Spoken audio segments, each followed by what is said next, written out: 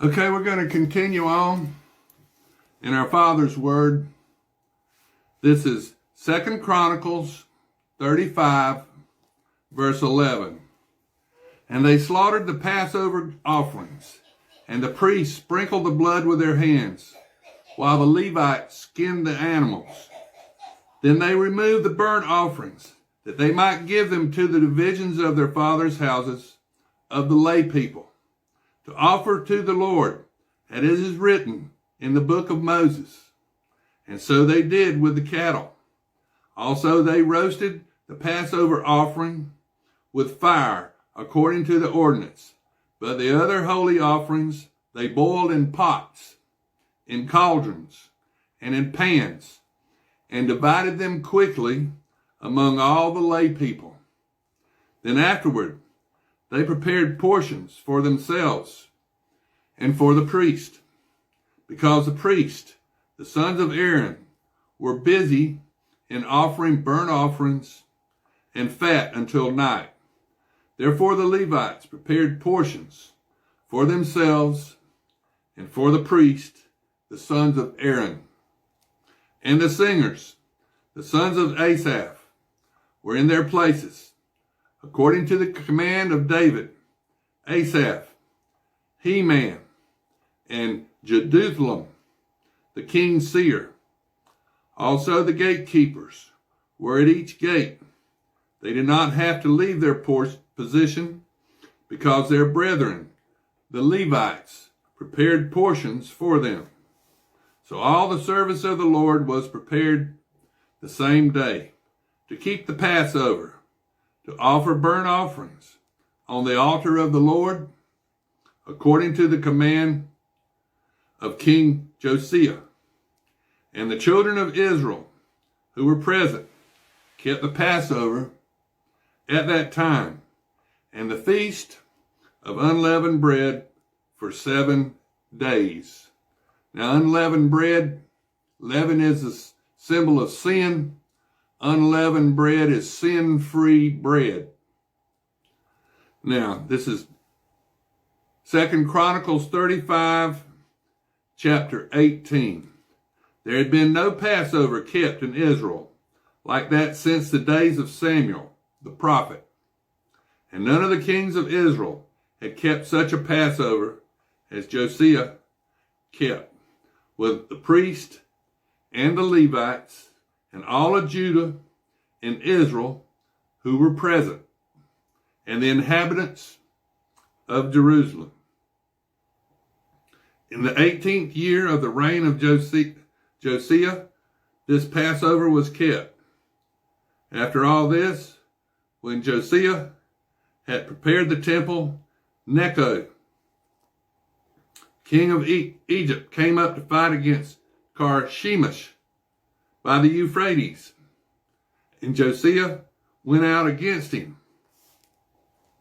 But he had messengers to him, saying, "What have I to do with you, king of Judah? I have not come against you this day, but against the house with which I have war. For God commanded me to make haste. Refrain from meddling with God, who is with me, lest he destroy you." Nevertheless, Josiah would not turn his face from him, but disguised himself so that he might fight with him, and did not heed the words of Necho from the mouth of God. So he came to fight in the valley of Megiddo, and the archers shot King Josiah. And the king said to his servants, "Take me away, for I am severely wounded." His servants therefore took him out of that chariot, and put him in the second chariot that he had, and they brought him to Jerusalem. So he died and was buried in one of the tombs of his fathers. And all of Judah mourned for Josiah. Jeremiah also lamented for Josiah. And to this day, all the singing men and the singing women speak of Josiah in their lamentations. They made it a custom in Israel, and indeed they are written in the laments. Now the rest of the acts of Josiah and his goodness, according to what was written in the law of the Lord, and his deeds from first to last. Indeed, they are written in the book of the kings of Israel and Judah. Now this is 2 Chronicles chapter 36. Then the people of the land took Jehoahaz, the son of Josiah, and made him king in his father's place in Jerusalem. Jehoahaz was 23 years old when he became king, and he reigned 3 months in Jerusalem. Now the king of Egypt disposed him at Jerusalem, and he imposed on the land a tribute of 100 talents of silver and a talent of gold. Then the king of Egypt made Jehoahaz's brother Eliakim king over Judah and Jerusalem, and changed his name to Jehoiakim. And Necho took Jehoahaz, his brother, and carried him off to Egypt. Jehoiakim was 25 years old when he became king, and he reigned 11 years in Jerusalem. And he did evil in the sight of the Lord his God. Nebuchadnezzar, king of Babylon, came up against him and bound him in bronze fetters to carry him off to Babylon. Nebuchadnezzar also carried off some of the articles from the house of the Lord to Babylon, and put them in his temple at Babylon. Now the rest of the acts of Jehoiakim, the abominations which he did, and what was found against him, indeed they are written in the book of the kings of Israel and Judah. Then Jehoiakim, his son, reigned in his place. Jehoiachin was 8 years old when he became king, and he reigned in Jerusalem 3 months and 10 days. And he did evil in the sight of the Lord. At the turn of the year, King Nebuchadnezzar summoned him and took him to Babylon with the costly articles from the house of the Lord, and made Zedekiah, Jehoiakim's brother, king over Judah and Jerusalem. Zedekiah was 21 years old when he became king, and he reigned 11 years in Jerusalem. He did evil in the sight of the Lord his God, and did not humble himself before Jeremiah the prophet, who spoke from the mouth of the Lord.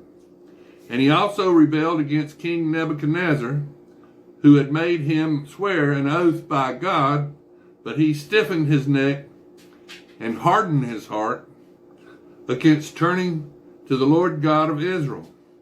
Moreover, all the leaders of the priests and the people transgressed more and more, according to all the abominations of the nations, and defiled the house of the Lord, which he had consecrated in Jerusalem.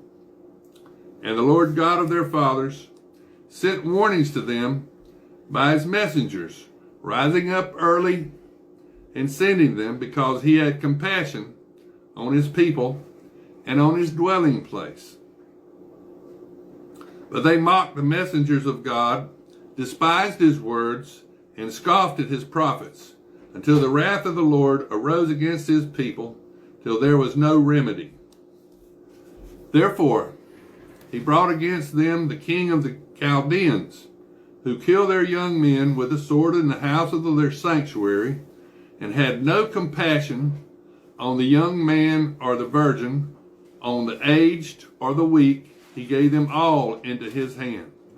And all the articles from the house of God, great and small, the treasures of the house of the Lord, and the treasures of the king and of his leaders, all these he took to Babylon. Then they burned the house of God, broke down the wall of Jerusalem, and burned all its palaces with fire, and destroyed all its precious possessions. And those who escaped from the sword he carried away to Babylon, where they became servants to him and his sons until the rule of the kingdom of Persia, to fulfill the word of the Lord by the mouth of Jeremiah, until the land had enjoyed her Sabbaths